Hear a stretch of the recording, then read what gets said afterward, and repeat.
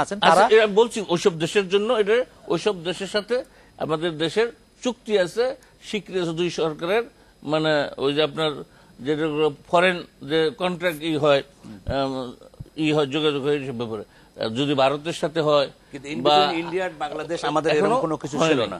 যদি কোনোদিন হয় এটা ভালো, এটা যদি কারো দাবি করতে চান, আমিও বাংলাদেশের নাগরিক থেকে আমিও ভারতের নাগরিক হইতে পারবো, অসুবিধা নেই। পরস্পর দুই দেশে শুধু ভারতের নাগরিক বাংলাদেশ হবে না, বাংলাদেশের নাগরিক ভারতের নাগরিক হবে, অসুবিধা নেই। সেটা যদি গভর্নমেন্ট বা যারা দাবি করছেন তারা যদি দাবি করেন তাদের হোক।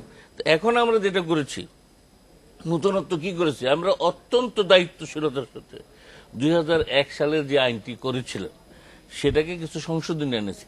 এক, সংশোধনী আছে অব্যাহতভাবে নাগরিক শব্দটা ছিল, আমরা এই অব্যাহত সমুদ্র অমিট করে দিয়েছি। ওনাদের একটা দাবি ছিল, কারণ নাগরিক নাগরিকই, এটা অব্যাহত, এটা হলেও চলে, যা অর্থ যা, অব্যাহত না থাকলেও তাই, এই কারণে বাতিল করি। দ্বিতীয়ত আমরা বাতিল করেছি যে কো-শেয়ারার, আগে ছিল না, কো-শেয়ারার হোক, তবে সেইটা অবশ্যই দায়ভাগ আইন অনুসারে। আমরা তো হিন্দু ল পরিবর্তন করার কোন এখতিয়ার রাখি না। যদি হিন্দু কমিউনিটি যেমন ধরেন তাদের উত্তরাধিকার সিস্টেম আর মুসলমানদের এক না, যদি ওনারা মনে করেন যে এটা পরিবর্তন হওয়া উচিত, যেমন ইতিমধ্যে ভারতে পরিবর্তন হয়ে গেছে, মানে উত্তরাধিকার আইন দায়ভাগে, যদি বাংলাদেশেও ওনারা চান সরকার মেনে নেয়, যে কখনো হবে। এখন যেটা আমরা আরেকটা করেছি যে আগে সব জমিনই আপনার এই 6000 একরই, মানে আপনার অর্পিত সম্পত্তি আমরা দুইটা ভাগ করে দিয়েছি, 6 লাখ দুঃখিত 6 লাখ একর দুইটা ভাগ করে দিয়েছি, জনগণের যাতে ভোগান্তি না হয়। একটা ক তফসিল সরকারের অধীনে, মানে সরকারের নিয়ন্ত্রণে। খ তফসিল এই 40 বছরের মধ্যে সরকার কোনোদিনই নিয়ন্ত্রণে আনতে পারে নাই, যদিও তালিকার মধ্যে তুলে রেখেছে, কিন্তু সরকারের নিয়ন্ত্রণে ছিল না। এটা ধরেন আদালতের জন্য সহজ। আমরা আবার আপনার কাছে ফিরে আসবো। আমরা একটু অ্যাডভোকেট সুব্রত চৌধুরীর কাছে যাই। অ্যাডভোকেট সুব্রত চৌধুরী, মাননীয় ভূমি প্রতিমন্ত্রী আমাদের বলছিলেন যে আপনাদের সকল দাবি দাওয়াই পূরণ করা হয়েছে এই অর্পিত সম্পত্তি প্রত্যর্পণ আইন। কোনটা হয়নি সেটা ওনারা বলবেন, যে কোনটি হয়নি সেটি আপনাকে বলতে বলছেন উনি। আচ্ছা, ওনার বক্তব্যটা আমি পুরোপুরি মেনে নিতে পারছি না।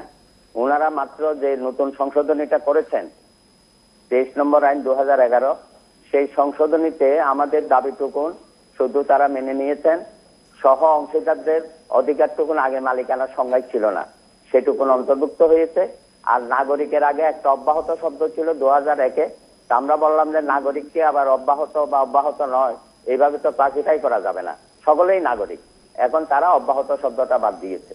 কিন্তু আমাদের যেটা মূল দাবি ছিল যে বঙ্গবন্ধু যে অর্পিত সম্পত্তি আইনটি 23/3/1974 1 নম্বর 45 of 1974 দিয়ে বাতিল করে দিয়েছেন, সেই বাতিলকৃত আইনের মধ্য দিয়ে এদেশের জনগণকে যে চরম ভোগান্তির মধ্যে ফেলা হয়েছে, 1974 থেকে 2011 আজ পর্যন্ত এই যে হিউজ প্রপার্টি তারা নিল অন্যায়ভাবে, অবৈধভাবে, সুপ্রিম কোর্টের বিভিন্ন রায়ে বলে দিয়েছে যে সিজ the enemy property itself died with the repeal of Ordinance 1 of 1969 on 23/1974. No further vested property case can be started thereafter on the basis of the law which is already dead. এই সিদ্ধান্তগুলো 2002, 2006 অর্থাৎ 1/45/1974 বলবৎ থাকা অবস্থায় তারা কিভাবে এতগুলো property অন্যায়ভাবে অবৈধভাবে নিয়েছে। সুতরাং আমরা দাবি করেছিলাম 23/74-এর পরে যে সমস্ত প্রপার্টি অর্পিত করা হয়েছে সেটা সম্পূর্ণ অবৈধ, সুপ্রিম কোর্টের সিদ্ধান্তের বিরুদ্ধে এবং বঙ্গবন্ধুর আইনের বিরুদ্ধে নেওয়া হয়েছে। সেই সম্পত্তিগুলো সরকার যেন যে সমস্ত মালিক ক্ষতিগ্রস্ত হয়েছে তাদের হাতে ফিরিয়ে দেয়। এবং আমরা বলেছিলাম যে যেহেতু এই আইনটার কার্যকারিতা ছিল, জনাব সুব্রত চৌধুরী, আমরা বুঝতে পারছি এই প্রশ্নটি আমরা আসলে আপনারা জি বল। অ্যাডভোকেট সুব্রত চৌধুরীর যে বক্তব্য সেটা হলো যে 74-এর পরেও অনেক সম্পত্তি আজকে পর্যন্ত বিভিন্ন সময় এই অর্পিতের নাম করে তালিকায় এসে ঢুকে গেছে বিভিন্ন ভাবে, যেভাবে হোক। এখন এই 40 বছর আমাদের দেশ স্বাধীন হওয়ার, এই 40 বছরে বিভিন্ন ভাবে যা কিছু হয়েছে, যেভাবেই আসুক, এখন এটা ফ্যাক্ট যে অর্পিত সম্পত্তি মোট 6,26,000 একরের মতো মোট সম্পত্তি, 1,89,000-এর মতো আছে প্রত্যর্পণযোগ্য, আর প্রত্যর্পণযোগ্য নয় এরকম 4,72,000-এর মতো অ্যাপ্রক্সিমেট মোটামুটি। এই সম্পত্তিগুলো এখন সবটাই আগে ছিল এটার কাস্টোডিয়ান গভর্নমেন্ট, আর পরবর্তীতে এসে হয়েছে এখন মালিক ভেস্টেড, হ্যাঁ, রাষ্ট্রই মালিক হয়ে গেছে। এখন এইটার হাত থেকে যদি মুক্তি পেতে হয় তাহলে তো আমাদেরকে কোনো একটা ভাবে অগ্রসর হতে হবে, এবং বাই দিস টাইপ জরিপ হয়ে এটা একেবারে এখন সরকারের একের এক খতিয়ানেও চলে গেছে। এইটার থেকে যদি বের করতে হয়, বের করতে হলে এখন তো নতুন একটা পথ খুঁজতে হবে। সেই পথ খোঁজার জন্যই আমরা সমস্ত সম্পত্তিটাকে আর যেন নতুন করে না হয়, এটা প্রত্যর্পণযোগ্য কিংবা নয় দুটোকেই আমরা একটা গেজেট করতেছি। গেজেট করলে এর পরবর্তীতে আর নতুন করে এর মধ্যে আর নতুন ইনক্লুশনের কোনো সম্ভাবনা থাকবে না। তারপর শুধু এক্সক্লুড হবে কিভাবে, কোন মালিকরা এসে কিভাবে এই সম্পত্তির কাগজ দেখাবেন। মালিক শব্দটা যে কথাটা বলা হচ্ছে, যিনি আসুক না কেন সহ অংশীদার, এখানে এই আইন যেটা হয়েছে তাতে ওনারাও কিন্তু একমত। কাগজ তো দেখাতে হবে কাউকে, অংশীদার প্রমাণ করতে হবে তো কাউকে, সম্পত্তিটা কাকে দেবে। কিন্তু আপনারা প্রমাণ করার দায়িত্ব না। আমি একটা কথা বলি, এই দেশে কিন্তু অবাঙালিরাও সম্পত্তি ফেলে চলে গেছে, সেই সম্পত্তিটা কিন্তু অ্যাবান্ডেন্ট হয়ে আছে। সেইটা কিন্তু আরেকটা প্রসঙ্গ, এপিসোড আলাদা হোক, কিন্তু এই সম্পত্তিটা 74 সালে যে আইনটি বাতিল হয়ে গেল, এই সম্পত্তিটা কি কাউকে এমনি দিয়ে দেবে না। এখন ঘটনা হচ্ছে যে আপনারা যে বাতিল আইনের উপর ভিত্তি করে আজকে পর্যন্ত সম্পত্তি আপনারা, এটার কন্টিনিউইটি তো আছে। এই সম্পত্তিটা কিন্তু না হয়ে যায়নি, এটা হাওয়ায় মিলিয়ে যায়নি সম্পত্তিটা। এই সম্পত্তি আছে, এই সম্পত্তিটার ধরনটা, আগে এর মালিকানার ধরনটা কেমন ছিল, পরবর্তীতে মালিকানার ধরনটা পরিবর্তন হয়েছে। এখন যেমন রাষ্ট্র এটার মালিক হয়ে গেছে, আগে কাস্টোডিয়ান ছিল। তাহলে এই সম্পত্তি যদি থাকে, তাহলে সম্পত্তি থাকলেই কিন্তু এর মালিককে খোঁজা হচ্ছে। মালিকটা কে, মালিকটা কোথায় আছে, লন্ডনে আছে, আমেরিকায় আছে, পাকিস্তানে আছে, না ইন্ডিয়ায় আছে। ঠিক একইভাবে কিন্তু ইন্ডিয়াতেও মানুষ সম্পত্তি ফেলে রেখে চলে এসছে দেশ বিভাগের পর, 47-এর পর। এই ঘটনাগুলো আমাদের দেশের পরম্পরা, এই পরম্পরাকে অস্বীকার করবে। এখানে আমি একটু বলি, সেটা হচ্ছে যে প্রথম কথা হলো যে বিষবৃক্ষ রোপণ করা হলো 1972-তে, সেটা হলো আওয়ামী লীগ সরকারের আমল, ওনাদের সরকার আমলে। আপনার কাছে বিষবৃক্ষ কি আপনার মনে হয়? আমি তো সে কথা বলছেন, স্বাধীনতা তো আপনার বিষবৃক্ষ মানে এটা তো আমরা উত্তরাধিকার। বিষবৃক্ষটার কথা বলা হচ্ছে 65 থেকে 69 সাল পর্যন্ত যে সময়টা, যে সম্পত্তিটা ভুল ব্যাখ্যা দিচ্ছেন, যে 72 সালে বিষবৃক্ষ রোপণ করা হয়। হ্যাঁ, 72 সালে এসে এই যে আবার নতুন করে অর্পিত সম্পত্তি করা হলো, যে এনিমি প্রপার্টি যে অর্ডিন্যান্সটা ড্রপ হয়ে গেল 1969। এই সম্পত্তিটার নাম ছিল, আপনি কথাটা উল্টো ভাবে উপস্থাপন করছেন, এই সম্পত্তিটার নাম ছিল শত্রু সম্পত্তি। 72 সালে এসে এই সম্পত্তিটার ধরনটা বদলে দিয়ে বলা হলো যে কেন অর্পিত সম্পত্তি। কেন সেটা করা হলো? মানে পাকিস্তান গভর্নমেন্ট ওইটা থাকা ঠিক ছিল। পাকিস্তান কেন, মানে সেটা তো দরকারই ছিল না। অ্যাডভোকেট নিতাই রায় চৌধুরী যেটা বলছেন যে পাকিস্তানের সাথে তাজখন চুক্তির পর 65 থেকে 69 সাল পর্যন্ত যে সম্পত্তিগুলিকে নেওয়া হয়েছিল, সেই সম্পত্তিগুলির তো আর ওইটার তো দরকারই ছিল না, তো ড্রপ না। ড্রপ করে কাকে দেবেন? এই সম্পত্তি যাবে কোথায়? আরেকটা এই সম্পত্তিটা যাবে কোথায়? না, এই ইতিহাসটা আমাকে বলতে, এটা কি নিতাই রায় চৌধুরীর কাছে যাবে? মাননীয় মন্ত্রী আমাকে, আমরা আবার আমাকে আপনি এই পর্যায়ে আমরা কেন এর একটা কারণ সম্পত্তিটা কার কাছে যাবে? এই পর্যায়ে না, একটা আমি কারণটা বলি। তাজখন চুক্তিতে কি বলা আছে এই সম্পত্তি চলে যাবে ইন্ডিয়াতে? যেখানে কেন ইন্ডিয়া যাবে? আচ্ছা, আমরা এখানে সারা দেশে কথা বলে আসি। এই পর্যায়ে আমরা কথা বলবো, এই পর্যায়ে আমরা কথা বলবো শুনতে চান আইনজীবী, রাজশাহী থেকে আইনজীবী অঙ্কুর সেনের সঙ্গে। জনাব অঙ্কুর সেন, অর্পিত সম্পত্তি প্রত্যর্পণ আইনের কারণে রাজশাহী অঞ্চলে ভূমি বিরোধ নিষ্পত্তিতে কি ধরনের প্রভাব পড়তে পারে?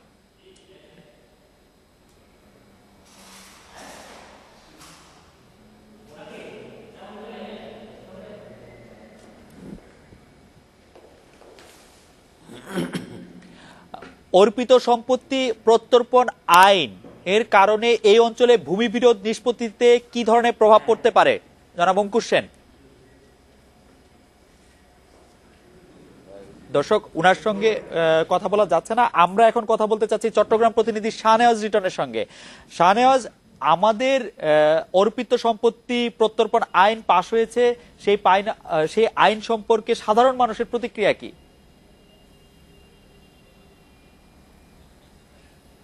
খালেদ, আপনি জানেন যে চট্টগ্রামে সনাতন সম্প্রদায়ের বড় একটি অংশ বসবাস করে এবং এই কারণেই কিন্তু এই আইন নিয়ে তাদের মধ্যে বেশ একটি কৌতূহল ছিল। আমি এই সম্প্রদায়ের বেশ কিছু বিশিষ্ট ব্যক্তির সঙ্গে কথা বলেছিলাম, তারা মিশ্র প্রতিক্রিয়া ব্যক্ত করেছেন। তারা বলেছেন এই আইনটি তাদের জন্য ভালো হয়েছে, তবে আরও ভালো হওয়া তারা প্রত্যাশা করেছিলেন। বিশেষ করে এই সরকারের কাছে তাদের প্রত্যাশাটা আরও বেশি ছিল। আমি এ নিয়ে কথা বলেছিলাম অ্যাডভোকেট রানা দাশগুপ্ত, যিনি হিন্দু বৌদ্ধ খ্রিস্টান ঐক্য পরিষদের কেন্দ্রীয় সাধারণ সম্পাদক। তিনি এই মুহূর্তে যুদ্ধাপরাধ ট্রাইব্যুনালও পাবলিক প্রসিকিউটরের দায়িত্ব পালন করছেন। তিনি বলেছেন 2001 সালে যে আইনটি হয়েছিল সেটি তাদের জন্য ভালো ছিল, ইতিবাচক ছিল, এবং যে সংশোধিত আইনটি হয়েছে সেটি অধিকতর ইতিবাচক হয়েছে, তবে এটি আরও বেশি ইতিবাচক হওয়ার সুযোগ ছিল। তিনি এই ব্যাপারে বলেছেন যে এখানে এই আইনটিতে, নতুন সংশোধিত আইনটিতে কিছুটা অসম্পূর্ণতা আছে, কিছুটা অপূর্ণতা আছে এবং কিছুটা দ্ব্যর্থবোধকতা আছে। দ্ব্যর্থবোধকতার তিনি ব্যাখ্যাটা দিয়েছেন এরকম, কিছু কিছু শব্দ আছে এই যে সংশোধিত আইনে যেগুলোর ভুল ব্যাখ্যা হতে পারে এবং তার ভাষায় আমলাতন্ত্রে জাদাকলে পরে সাধারণ মানুষ হয়রানির সুযোগ থাকতে পারে। খালেদ, তিনি একটি রেফারেন্স, সুপ্রিম কোর্টের রায়ের রেফারেন্স দিয়ে বলেছেন যে 1974 সালের 23শে মার্চের পরে বাংলাদেশে কোনো শত্রু সম্পত্তি থাকতে পারে না, এবং সেই রায়ের আলোকে তারা প্রত্যাশা করেছিলেন, আশা করেছিলেন যে নতুন আইনে এই সংক্রান্ত একটি ধারা সংযোজিত হবে, সেটি হয়নি এবং এই জন্য তাদের মধ্যে কিছুটা হতাশা আছে। খালেদ, রিটন, আপনাকে ধন্যবাদ। এই পর্যায়ে আমরা কথা বলছি খুলনার আমাদের খুলনার প্রতিনিধি সোহেল মাহমুদের সঙ্গে। সোহেল মাহমুদ, খুলনায় এই অর্পিত সম্পত্তি প্রত্যর্পণ আইনটি নিয়ে কি প্রতিক্রিয়া দেখা যাচ্ছে, বা আপনি সাধারণ লোকজন কি বলছেন বিষয়টি নিয়ে? ধন্যবাদ খালিদ। আমি খুলনাতে বেশ কিছু মানুষের সঙ্গে কথা বলেছিলাম, এখানকার কয়েকজন প্রবীণ আইনজীবীদের সঙ্গে আমি কথা বলেছিলাম। তেনারা আমাকে যে বিষয়গুলো বলেছেন যে এই আইনটি 1965 সাল থেকে ক্রমান্বয়ে চলে আসছে এবং পরবর্তীতে বাংলাদেশ স্বাধীনের পরে এই আইনটি কিছুটা শিথিল হয়ে যায় এবং এক পর্যায়ে এসে এই আইনের মাধ্যমে কিন্তু মানুষের মধ্যে বেশ কিছু লিজ দেওয়া জমি রয়ে গেছে এবং যে জিনিসগুলো কিন্তু ক্রমান্বয়ে একটা ভোগ দখল চলে আসছে। তো এখানকার আমি একজন বিএনপি নেতা, খুলনা মহানগর বিএনপির সাধারণ সম্পাদক জনাব মনিরুজ্জামান মনির সঙ্গে আমি কথা বলেছিলাম। উনি আমাকে যে বিষয়টা বলেছিলেন সেটা হলো যে এই আইনটি আওয়ামী লীগের একটি নির্বাচনী ইশতেহার ছিল এবং তাদের সেই কমিটমেন্ট অনুযায়ী তারা এই আইনটি প্রবর্তন করেছে এবং এই আইনের মাধ্যমে একটি দল তাদের প্রতিশ্রুতি রক্ষা করার চেষ্টা করছে। তবে এই আইনটি তারা যেভাবে করতে চাচ্ছেন, এটি যদি তারা করতে চান তাহলে দেশে নতুন করে একটি সামাজিক এবং রাজনৈতিক সংকটের সৃষ্টি হতে পারে। সোহেল মাহমুদ, আপনাকে ধন্যবাদ। আরো একটা রেফারেন্স দিয়েছেন যে আমাদের বেশ কিছু। আমরা এবার কথা বলবো রাজশাহীর আইনজীবী অঙ্কুর সেনের সঙ্গে। অঙ্কুর সেন, অর্পিত সম্পত্তি প্রত্যর্পণ আইনের কারণে রাজশাহী অঞ্চলে ভূমি বিরোধ নিষ্পত্তিতে কি ধরনের প্রভাব পড়তে পারে? হ্যাঁ, আসলে late is better than delay. এখানে দেরি হলেও একটা হয়েছে, ভালো একটা পদক্ষেপ সরকার নিয়েছে। এই জন্য বর্তমান সরকারকে ধন্যবাদ, ভূমিমন্ত্রীকে ধন্যবাদ। এখন যে সমস্যাটা দেখা দিবে সেটা হচ্ছে যে আমাদের এখানে প্রত্যাবর্তন আইনের মাধ্যমে যে বিনিময় দলিলটা এখানে আনা হয়েছে, সেই বিনিময় দলিলের অধিকাংশই আপনার হচ্ছে জাল দলিল। এই জাল দলিলটাকে ডিটেক্ট করার জন্যে আমাদেরকে অবশ্যই এটা ফিজিক্যালি ভেরিফিকেশন করতে হবে এবং ভারতের রিপ্রেজেন্টেটিভ পাঠিয়ে এটা প্রকৃতপক্ষে এই দলিলটা আসলে তাদের জেনুইন কি ফোর্জ, এই জিনিসটা অবশ্যই আমাদেরকে দেখা প্রয়োজন। না হলে প্রকৃত যে ব্যক্তি তারা এটা সুফলটা পাবে না। কারণ বাংলাদেশ সরকার হচ্ছে, আপনি খুব গুরুত্বপূর্ণ একটি বিষয় তুলে ধরেছেন যে জাল দলিল কাস্টোডিয়ান। আপনি খুব গুরুত্বপূর্ণ একটি বিষয় তুলে ধরেছেন জাল দলিল নিয়ে।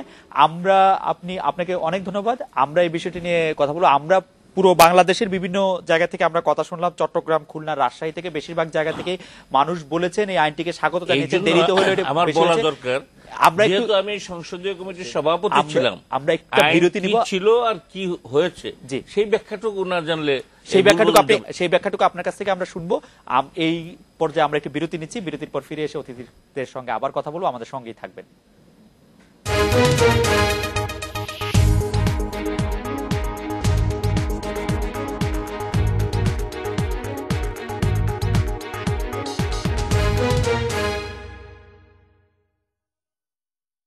দেখেন দিবারাত্রিদের চুরিয়া সবুজ বাতি, মাঠে ঘাটে গ্রাম শহরে সবুজ আলোর সমাহারে। আছো পাশে বন্ধু আমার, আছো তুমি চারিধার, সবুজ বাতির ইশারায় সাড়া দাও শত কোটি বার। আছো তুমি হাটে হাটে মাঠে ঘাটে ঘাটে মাঠে হাটে হাটে মাঠে ঘাটে, আছো গ্রাম শহর, আছো নদী তীরে জনতার ভিড়ে, আছো বাহির অন্দর, আছো পাশে তুমি বন্ধু আমার, আছো তুমি চারিধার। গ্রামীণ